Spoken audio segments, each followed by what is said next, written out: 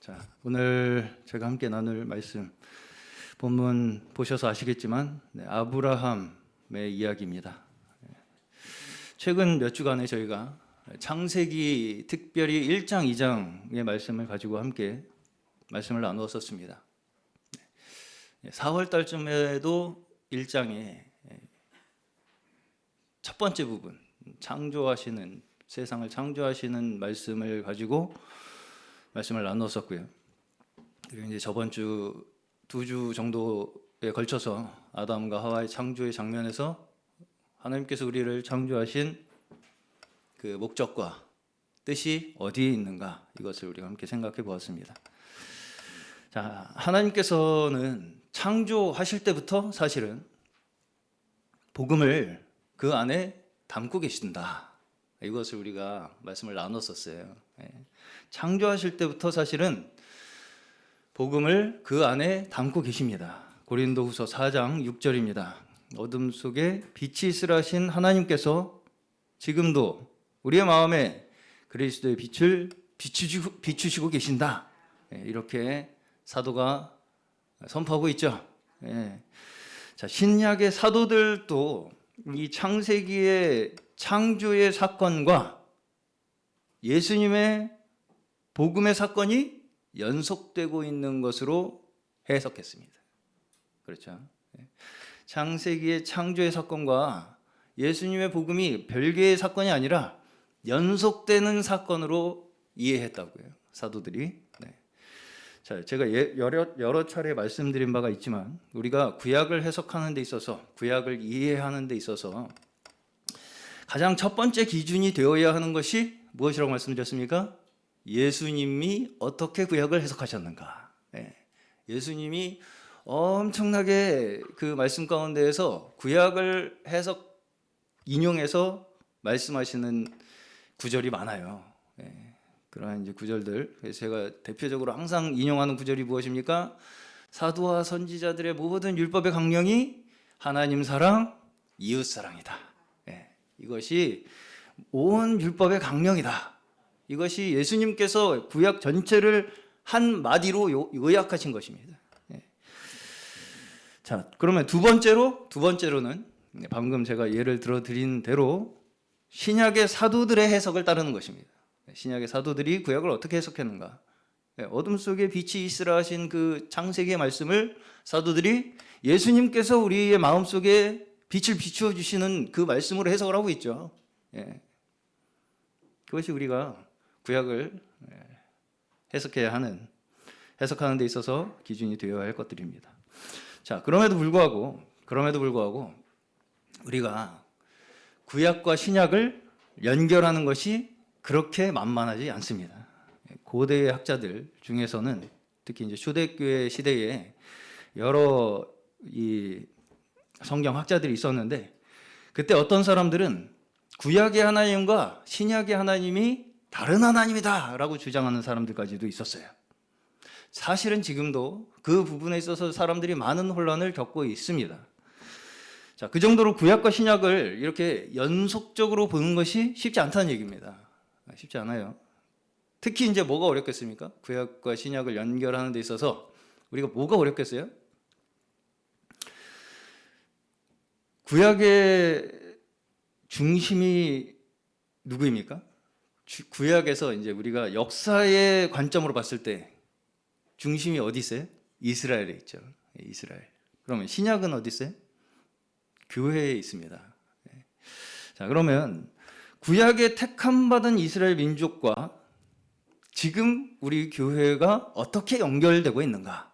이것이 우리가 이해하기가 쉽지 않은 부분이에요. 자, 우리가 구약을 보면 구약의 택함 받은 이스라엘 민족과 이방 민족의 구분이 명확하게 나뉘어져 있죠. 구약에서는.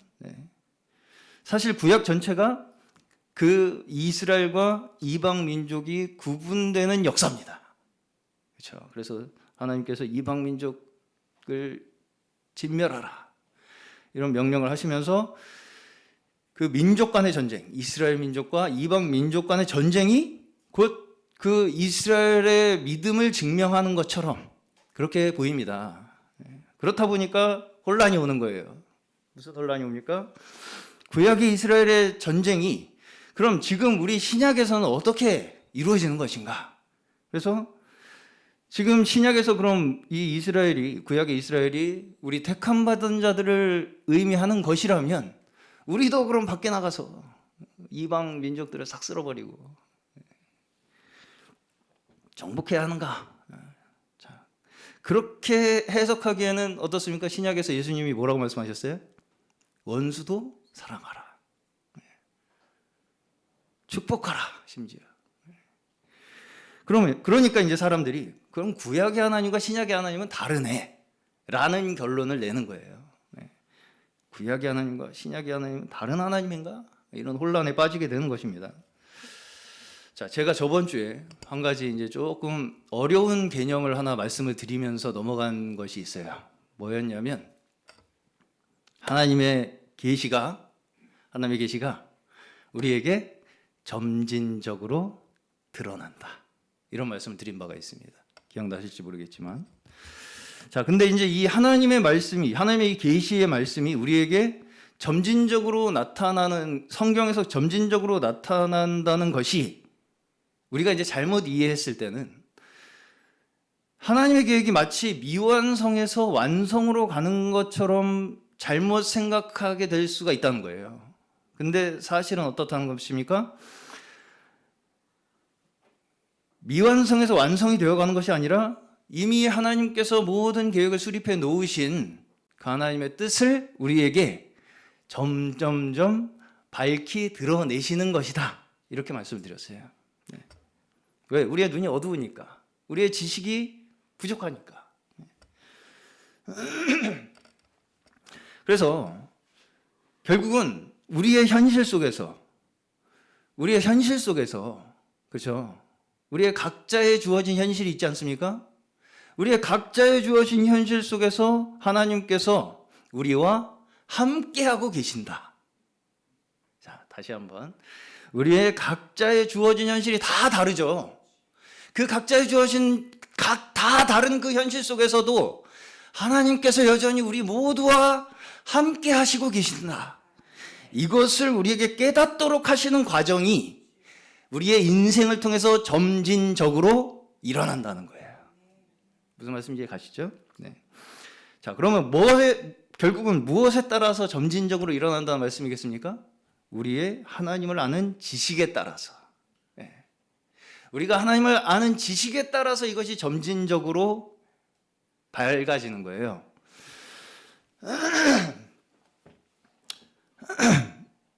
자, 물론 하나님을 아는 지식이 개개인마다의 이 차이도 있고 심지어 어떤 지역마다의 차이도 있을 수가 있고 엄청나게 그 차이는 많겠죠.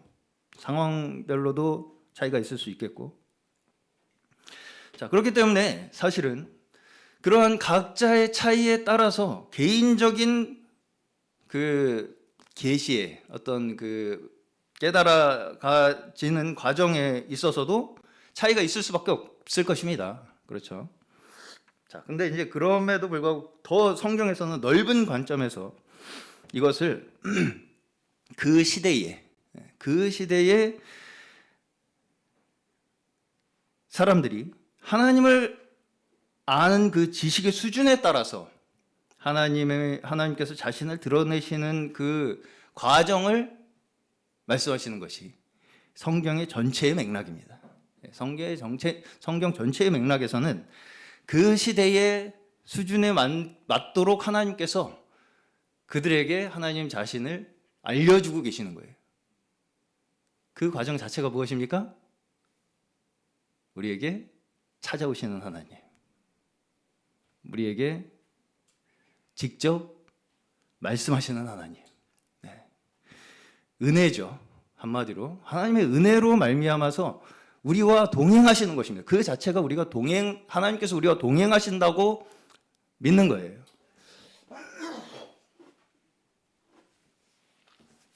자, 그렇기 때문에 성경의 전반부에서는 대체적으로 이 택한 자들을 부르실 때 어떻습니까?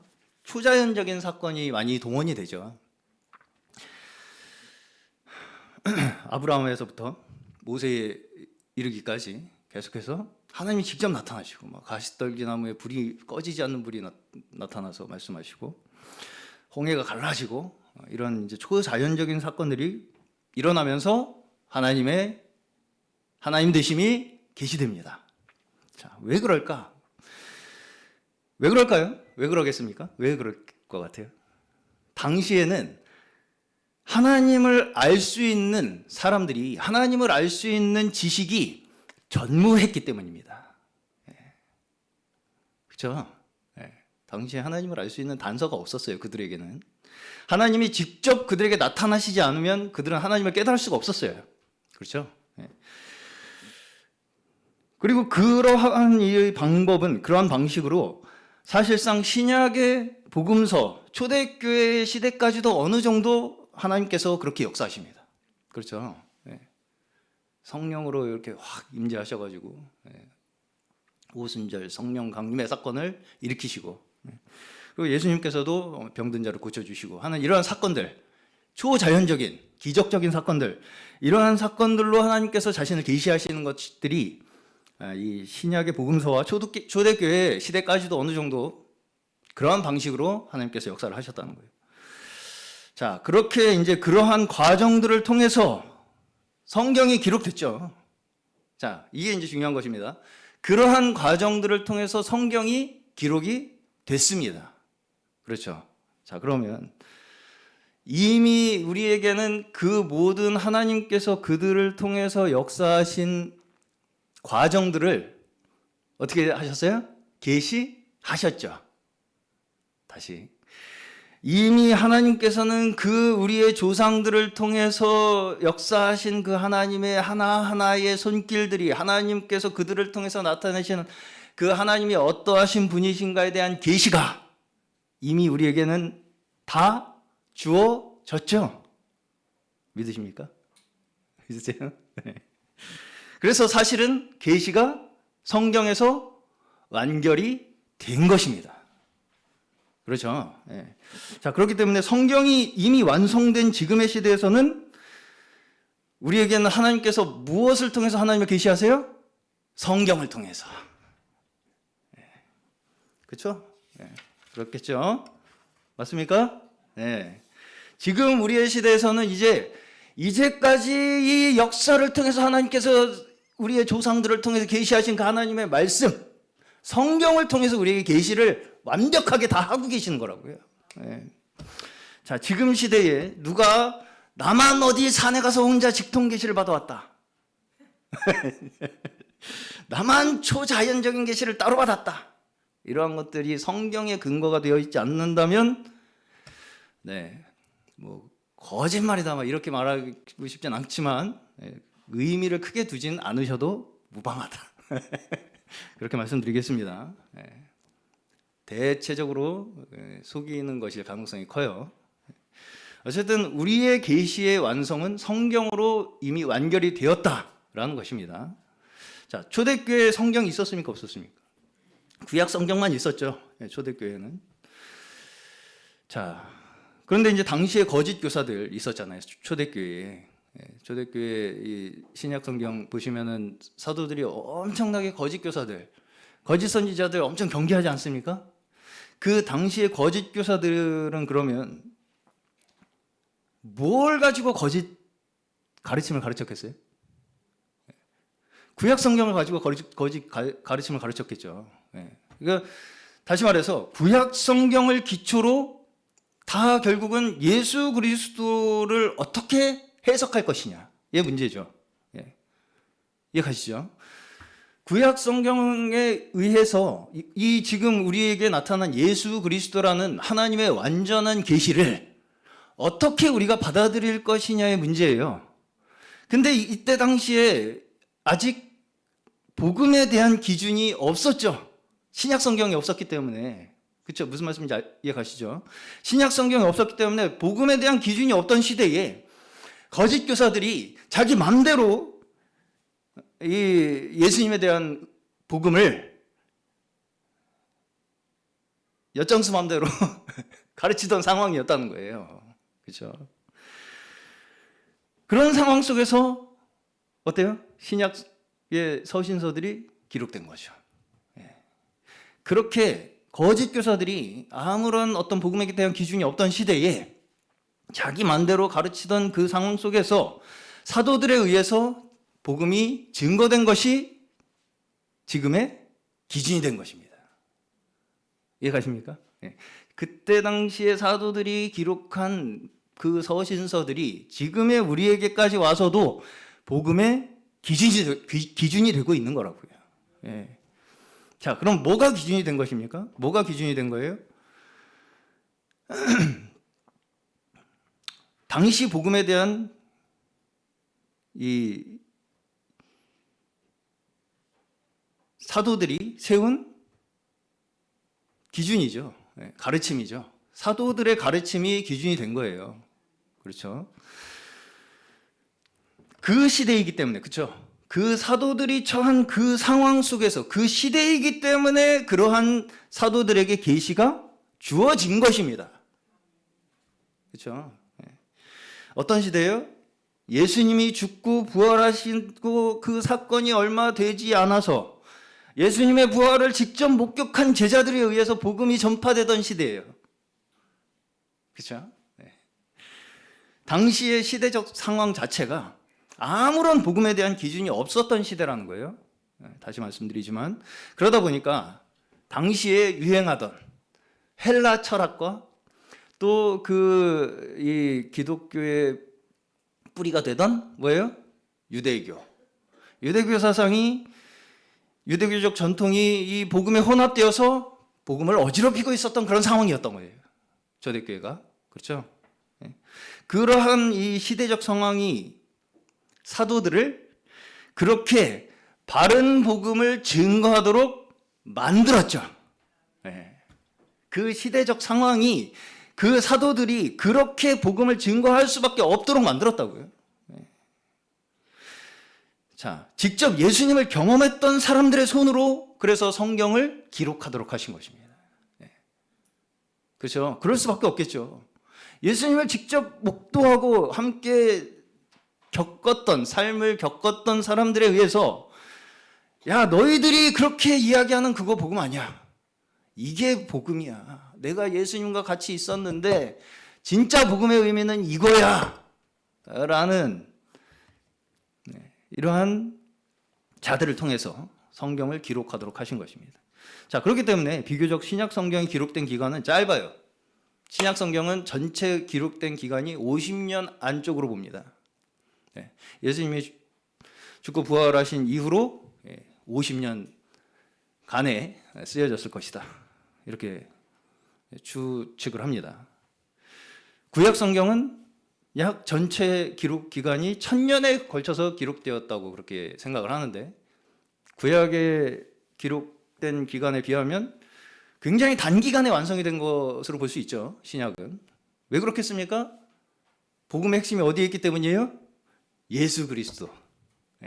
예수 그리스도가 오시고 나서 바로 직후에 예수 그리스도가 어떤 분이신가를 증거하는데 모든 포커싱이 맞춰져 있는 것이 신약 성경이기 때문에 그렇기 때문에 그 당시에 그 특별한 상황에서 기록된 말씀이 신약 성경의 전체가 된 거예요. 그렇죠? 자, 그러면 지금 시대는 어떤 시대입니까? 이미 복음이 뭔가 복음에 대해서 밝혀내는 그 설명되는 계시는 성경을 통해서 완결이 되었습니다. 그걸 우리는 믿는 거예요. 성경을 통해서 이미 복음이 무엇인가는 완전히 증거가 되었다는 것으로 우리는 믿는다고요. 그럼에도 불구하고 우리에게 남아있는 문제가 뭐냐? 그럼에도 불구하고 이 성경이라는 것이 그렇게 단순하지 않아서 성령의 감동하심이 없이 우리가 이 믿음의 눈으로 바라보지 않으면 성경을 여전히 제대로 이해할 수가 없습니다. 사실 이 원칙은 신약뿐 아니라 구약에서부터 지금까지 마찬가지입니다. 성령의 감동하심으로 말미암아 우리는 하나님의 말씀을 깨달을 수 있는 거예요. 지금도 여전히 어때요? 신약의 사도들이 그렇게 경고하고 신약의 사도들이 그렇게 수도 없이 지적한 오류들을 지금도 범하고 있죠. 똑같아요. 전혀 다른 것이 없는 모습을 아직도 반복하고 있습니다. 그렇죠? 네. 그러면서도 그게 나한테만 주신 계시다 뭐 이렇게 이제 자랑을 하는 사람들이 아직도 있지 않습니까? 성경에 버젓이 그대로 기록이 되어 있는 그 짓들을 아직도 똑같이 하고 있단 말입니다. 그렇죠? 정말 우리가 이게 복음에 입각해서 믿음의 눈으로 성경을 바라보지 않으면 절대로 우리가 이 성경을 올바로 깨달을 수가 없어요. 자, 그래서 지금은 어떤 시대냐? 성경을 해석하는 시대가 됐습니다. 이상하게 좀 어색하게 들리실지 모르겠지만, 자, 성경이 기록되던 시대에 해석이 필요하겠습니까? 안 하겠습니까? 안 하겠, 필요가 없겠죠. 자, 왜냐하면 그때 당시 그 사람들은 자기들의 이야기거든요. 자, 왜 해석이 필요하느냐? 그 성경이 우리에게 직접 쓴 이야기가 아니기 때문이에요.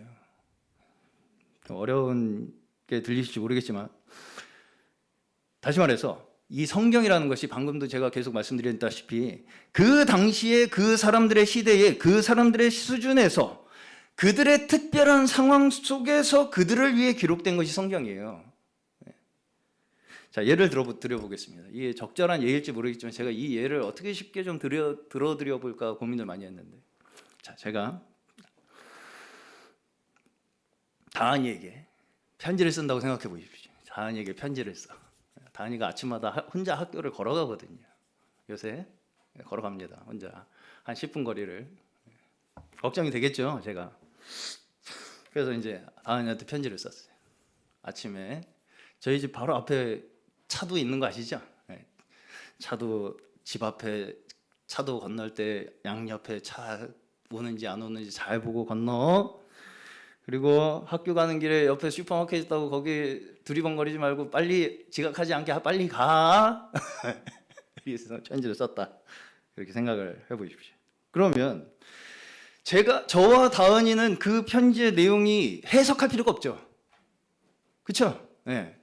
다은이는 머릿속에 그려집니다. 그냥 그 과정이 학교 가는 길에 우리 집 앞에 도로 있으니까 거기 갈 때 양옆 잘 보고, 그리고 가는 길에 슈퍼마켓 거기 하나 있는데 거기 자꾸 두리번거리지 말고 지각하니까 빨리 가고, 그죠? 근데 그 편지를 제3자가 읽었어요. 저희의 상황을 모르는 제3자가 읽었어. 그러면 찾기를 조심해야 되는구나. 그죠? 길을 조심해야 되겠구나. 또 길 가다가 다른 데 한두 팔면 안 되겠구나. 뭐 이 정도의 이제 어떤 하나의 교훈을 얻을 수는 있을 것입니다. 그렇죠? 네. 무슨 말씀인지 이해가시죠? 네. 자, 그럼에도 불구하고 그게 구체적인 상황이 무엇인가를 이해하기는 어렵겠죠. 네. 그 상황이 어떤 상황, 구체적으로 어떤 상황 속에서 아빠가 딸에게 그런 이야기를 했는가, 어떤 상황을 위해서, 이걸 알기는 쉽지 않다는 것입니다. 그래서 그 편지를 쓴 의도와 그 가르침의 원리가 무엇인지, 이제 제가 든 예가 너무 단순해가지고 제가 좀 걱정이 되는데 이렇게 단순하지 않죠. 성경은 우리의 정말 이 본질적인 이 복음에 대한 가르침에 대한 이야기이기 때문에. 자, 그럼에도 불구하고 제가 이제 쉽게 얘기를 드려보겠습니다. 그 편지를 쓴 의도와 가르침의 원리가 무엇인지를 알기 위해서 뭘 좀 어느 정도 알아야겠습니까? 어떤 상황에서, 그렇죠? 왜, 어떤 마음으로 아빠가 그 딸에게 편지를 썼는가? 이걸 우리가 어느 정도 알아야 그 편지가 왜 쓰여졌고 어떤 의도와 어떤 목적으로 쓰여졌는지 좀 알겠죠. 알 수 있겠죠? 네. 자, 이 편지를 이제 두 가지의 치우친 관점을 제가 예를 드려볼게요. 그 편지를 너무 문자 그대로 고지고대로 받아들여요. 그래가지고 제3자인데, 그래서 집 앞에 있는 도로만 조심하면 돼. 딴 도로는 조심 안 해도 돼. 집 앞에 있는, 우리 집 앞에 있는 도로, 우리 집 앞에는 그럼 도로 없으니까 조심 안 해도 되나? 그런 식으로 이제 받아들이고, 학교 가는 길에 슈퍼마켓만 두리번거리지 않으면 돼. 딴 데서는 그냥 뭐 좀 이렇게 한번 팔다가 학교 갈 때 두리번거리지 말라 그랬으니까 학교 갈 때만 안 두리번거리면 되지. 라고 하는 것을 문자주의라고 합니다. 문자주의.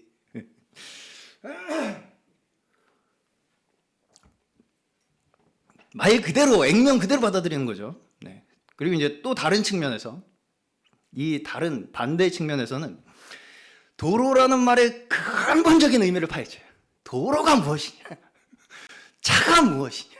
그리고 그러면 잘 보고 건너라는 말의 의미가 하는 것이 무엇이냐? 깊이 파고들어요. 그래서 이거는 우리가 세상에서 구원받아야 된다는 것이고, 이런 식으로 그 원래의 말의 의미에서 멀리 떨어져 갖고, 그렇죠? 그 원리만 가지고 결론을 맺으려고 하는 거, 이것을 소위 알레고리라고 합니다. 이거를 이제 우리가 영해야 한다라고 이야기를 해요. 그렇죠? 그렇게 결론을 내면 실제로 우리가 도로를 조심하는 데는 별로 도움이 되지 않겠죠. 네. 도로를 조심하라고 하는데 세상에서 구원을 받으라는 얘기구나. 이런 식으로 받아들인다면 실제로 내가 도로를 건너면서 내가 그 도로를 조심하는 데 있어서는 별로 크게 도움이 되지 않는다는 거예요. 그렇죠? 네. 무슨 말씀인지 가십니까? 제가 예를 잘 들었는지 모르겠습니다. 자, 지금의 우리에게 주어진 계시는 성경 말씀을 올바로 해석하는 데 있습니다. 지금의 우리에게 주어진 하나님의 계시는 성경 말씀을 우리가 얼마나 올바로 해석하는 데 있다는 거예요. 근데 이제 제가 앞에서 말씀드린 여러 치우친 관점들이 우리가 성경을 잘못 해석하게 만드는 원인이 되고 있는 거예요. 자, 그럼 우리가 어떻게 성경을 읽어야 되겠습니까? 그냥 성령의 감동하심에 따라 읽으면 된다.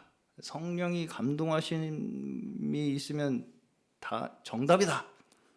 그러면 성령의 감동하심이라는 것이 하늘에서 갑자기 뚝 떨어집니까? 뚝 떨어지겠어요? 지금은 성령께서 무엇을 통해 역사하신다고요? 성경을 통해서. 지금은 성령께서 성경을 통해서 역사하시는 시대예요. 혼자 어디서 갑자기 아무도 모르는 계시를 받아와가지고는 이게 이 시대의 새로운 계시다 라고 주장하는 그런 시대는 이제 아닙니다. 그런 시대는 전에도 없었습니다. 사실은 하나님께서는 언제나 하나님 자신이 하신 말씀의 기초에서부터 역사하신 분이 하나님이에요. 네. 약속하고 이루시는 분. 네. 하나님은 약속하고 이루시는 분이에요. 어디서 갑자기 혼자 하늘에서 뚝 떨어져가지고 이렇게 일하시는 분이 아니시라고요. 자, 그렇기 때문에 우리가 해야 할 일은 성경을 묵상하고 상고하고 연구하고 지져먹고 부쳐먹고 볶아먹고, 그렇죠? 네. 끓여먹고. 그러한 사람이 어떤 사람이라고 말씀합니까? 성경에서 복 있는 자라고 말씀하시죠. 네. 복 있는 사람은 여호와의 말씀을, 여호와 율법을 즐거워하여 주 야로 묵상하는 자로다. 그 여호와의 율법을 항상 머릿속에 두고 사랑하고 그 말씀이 즐겁고 주야로 묵상하는 사람이 복 있는 자라는 거예요. 그런 사람에게 하나님께서 계시하신다는 거예요. 그렇죠? 네. 자, 그렇기 때문에 제가 이제 요새 성경 공부를 많이 하지 않습니까? 공부를 하면 할수록 무슨 생각이 좀 드냐면, 이거 공부 안 하면 잘못하면 헛소리하기가 쉽겠구나. 네, 그런 생각이 많이 들어요. 네, 정말 많은 학자들이 어떻게 하면 원래 성경의 의미에 가까이 다가갈 수 있을지 생각보다 깊이 연구하고 있습니다. 네. 자, 물론 그 모든 연구들이 완전하다고 말할 수는 없겠지만 분명히 그 모든 이 기독교에서 함께 하고 있는 그러한 모든 이 연구자들이 분명히 지금 우리의 상황에서 우리의 지식 수준 속에서 하나님께서 우리에게 균형을 유지하도록 하시는 하나님의 섭리하심이라는 것, 이거는 제가 많이 느껴집니다. 신학 같은 거 필요 없고 다 내가 그 깨시다, 이게 이단이 하는 소리죠.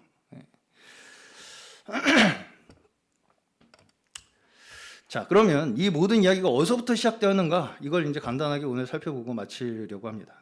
구약의 역사를 한마디로 하면, 구약의 역사를 역사로만 봤을 때 한마디로 얘기하면 한 사람에서 시작해서 민족이 이루어지는 얘기입니다. 그렇죠? 한 사람에게서 시작해서 민족이 이루어진다. 자, 다시 말해서 이것이 하나님께서 점진적으로 하나님께서 우리에게 하나님을 계시하시는 방법이에요. 한 사람을 통해서 민족을 이루시는 것. 자, 근데 여기서 구약의 중심이 되는 이스라엘 그리고 이방 민족, 이 둘 사이에 어떤 차이가 있습니까? 이걸 우리가 이제 생각을 해봐야 되는데, 구약의 중심이 되는 이스라엘과 이방 민족에 어떤 구분이 있냐라는 것이죠. 이스라엘 역사가 시작되는 인물이 누굽니까? 아브라함이죠. 오늘 저희가 읽은 아브라함입니다. 자, 학자들이 창세기의 내용을 분류할 때 1장에서 11장까지를 원 역사라고 부릅니다. 1장에서 11장까지는 이스라엘의 역사가 아니에요. 보편 역사입니다. 인류의 보편 역사라고 불러요. 창세기 1장에서 11장까지. 근데 이제 11장의 마지막을 보시면 오늘도 읽으셨다시피 누구의 족보가 나오니까? 아브라함의 족보가 나오죠. 자, 여러분께서는 아브라함 하면은 뭐가 가장 먼저 생각나십니까? 믿음의 조상. 자, 히브리서 11장 8절 함께 보겠습니다. 히브리서 11장 8절. 믿음으로 아브라함은 부르심을 받았을 때 순종하고 장차 자기 몫으로 받을 땅을 향해 나아갔습니다. 그런데 그는 어디로 가는지를 알지 못했지만 떠난 것입니다. 아멘. 자, 근데 이제 하나님께서 그러면 과연 아브라함이 믿음의 조상으로서의 충분한 자격을 갖춰서 그래서 아브라함을 부르신 것일까? 아니면 부르셔서 믿음의 조상으로 만드셨을까? 벌써 답이 나오셨죠? 자, 이러한 문제들이 구약의 사건을 우리가 신약에서 어떻게 바라보고 있는가를 이해할 수 있는 하나의 단서가 되고 있는 거예요. 히브리서 11장 8절과 같은 말씀이 이 창세기의 11장의 아브라함의 부르심의 사건과 어떻게 연결이 되고 있는가. 자, 창세기 11장 31절 다시 보겠습니다. 창세기 11장 31절 보시면 데라는 아들 아브람과 하란에게서 난 손자 롯과 아들 아브람의 아내인 며느리 사레를 데리고 가나안 땅으로 오려고 바벨로니아의 우르를 떠나서 하란에 이르렀다. 그는 거기에다가 자리를 잡고 살았다. 자, 여기 보시면 가나안 땅으로 가기 시작하는 여정을 누가 주도합니까? 아니, 문자 이 성경 본문 그대로만 봤을 때 데라가 하죠. 데라는, 네, 그렇죠? 네. 벌써 여기서 이제 약간 혼란이 오시죠. 자, 여기서 보시면 아브라함의 아버지 데라가 주도를 합니다. 가나안으로 출발하는 그 여정의 시작이 아브라함이 아니라 데라예요. 그렇죠? 그렇죠? 자, 그러면 그들이 하나님을 믿어서 가나안으로 출발했을까요? 얼마나 잘 믿어서. 여호수아 24장 2절 3절입니다. 그때 여호수아가 온 백성에게 말하였다. 주 이스라엘의 하나님이 이렇게 말씀하셨습니다. 옛날에 아브라함과 나홀의 아비 데라를 비롯한 너희 조상은 유프라테스 강 건너에 살면서 다른 신들을 섬겼다. 충격적이죠. 옛날에 아브라함과 나홀의 아비 데라를 비롯한 너희 조상들이 유프라테스 강 건너에 살 때 다른 신들을 섬겼다는 거예요. 자, 여기서 아브라함과 나홀의 아비 데라를 비롯한 너희 조상이 다른 신들을 섬겼다. 그러면 언제 하나님께서 아브라함을 부르셔가지고 그들을 가나안으로 가라고 하셨을까요? 창세기의 본문으로만 봤을 때 하나님께서 아브라함에게 가나안으로 가라고 하는 장면이 가나안으로 떠나고 나서예요, 떠나기 전이에요? 떠나고 나서죠.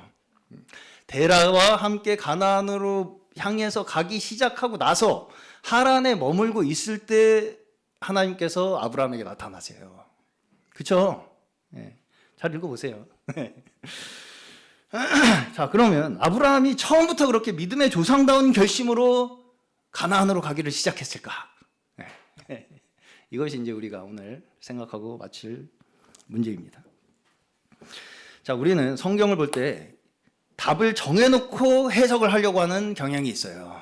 아브라함은 믿음의 조상이니까 당연히 하나님께서 아주 그 사람이 특별한 특심한 아주 열심히 특심인 그 믿음을 보시고 선택하셔가지고 하나님이 가라고 했으니까 아무것도 목적지도 잘 모르지만 갔을 것이다. 이런 식의 이제 해석을 하려고 한다는 것이죠. 자, 그럼에도 불구하고 창세기 11장 마지막 부분을 보시면 분명히 아브라함의 아버지 데라가 가나안으로 떠나기로 결정을 하는 것을 볼 수가 있습니다. 그리고 그 앞에 보시면 그 앞에 이제 제가 왜 그 앞부분을 본문에 넣었냐면 마치 데라가 그런 결정을 한 이유인 것과 같은 몇 가지 상황이 나와요. 그렇죠? 네. 첫 번째 뭐예요? 아들 하란이 아버지 데라보다 먼저 죽습니다. 그렇죠? 두 번째, 아브라함의 아내 사레가 아이를 낳지 못합니다. 만약에 이 내용이 아브라함이 가나안으로 떠나는 여정과 전혀 상관이 없는 내용이라면 있으나 마나한 내용이죠.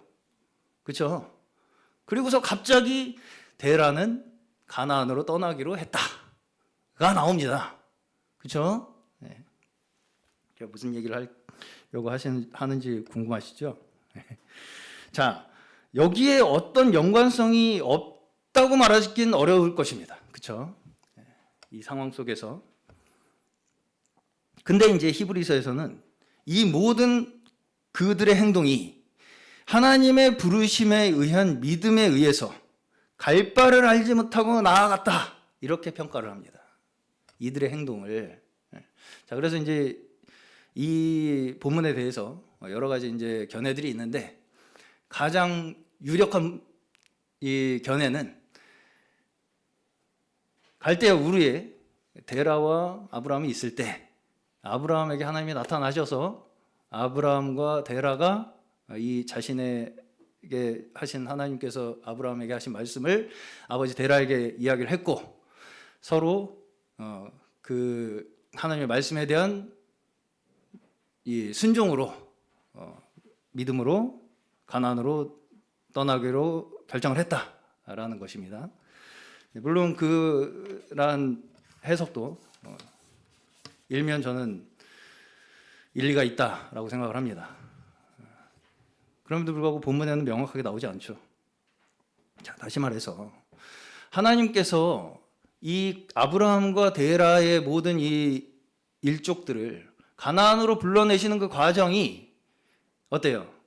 그들이 당시 처한 상황과 그들이 당시 가지고 있었던 그들의 이 지식 수준에 맞는 계시로 하나님께서 그들에게 말씀하고 계신 것이라고 볼 수 있는 거예요.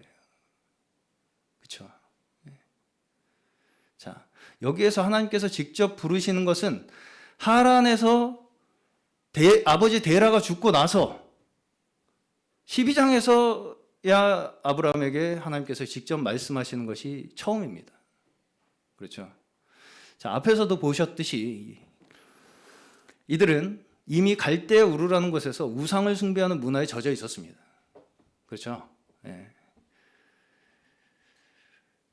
방금도 말씀드린 것처럼 이 아브라함과 데라가 아브라함이 하나님의 말씀을 들었다 할지라도 혹 그 갈대 우르에서 먼저 들었다 할지라도 그가 하나님에 대해서 분명한 신뢰를 가지고 떠난 것은 아니었을 수 있다는 거예요. 그렇죠? 어찌 보면 히브리서에서 아브라함이 갈 바를 알지 못했다라고 하는 이 말씀은 아브라함이 어디로 갈지 몰랐다라는 뜻이 아니라는 거예요. 그렇죠? 어디로 갈지 알았잖아요. 가나안이라는 곳에. 자,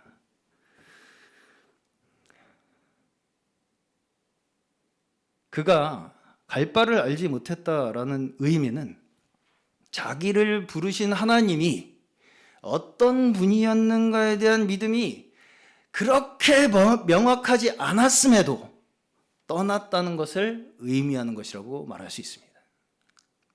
그렇죠? 자, 아브라함 시대에 아브라함을 부르신 하나님의 방법이 있습니다. 그렇죠? 맞습니까? 그 상황과, 그렇죠? 그 가족의 상황과 또 하나님께서 그 상황 속에서 말씀하셨을 거예요. 그 모든 정황들을 동원하셔서 하나님께서는 하나님의 뜻대로 그들을 이끌어내십니다.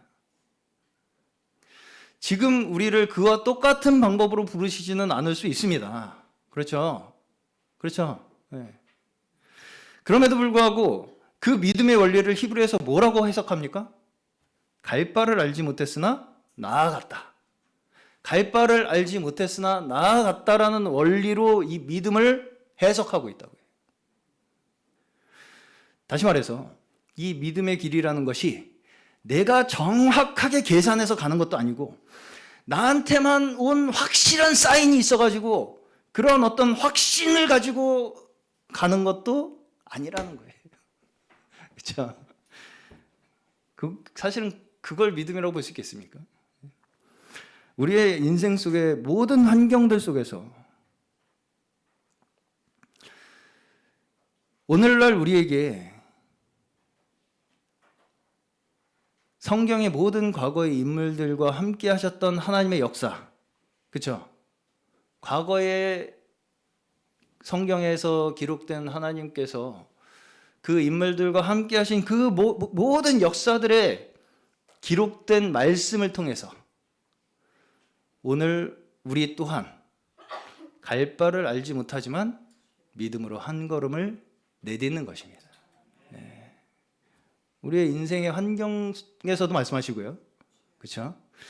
또 우리에게 기록하신 하나님의 계시의 말씀을 통해서 그럼에도 불구하고 우리는 명확하게 이러면 되겠구나라는 계산이 아니라 그 하나님의 음성에 의해 갈 바를 알지 못하지만 한 걸음을 믿음으로 내딛는 것이 하나님께서 인정하시는 믿음이라는 거예요. 네. 자, 믿음은 하나님이 우리를 위해 일하시는 그 자체입니다. 하나님의 일하심 그 자체가 믿음이에요. 내가 뭘 해가지고 증명해내는 게 아니라 하나님께서 우리의 삶에 역사하시는 그 자체가 우리의 믿음이 되는 것입니다. 하나님께서는 우리를 끝끝내 설득하세요. 우리를 우리의 인생 끝까지 쫓아오셔가지고 추격해 오셔가지고 설득하신다는 거예요. 네. 그래서 믿음을 주기 원하시는 분이신 줄로 믿으시기 바랍니다. 네.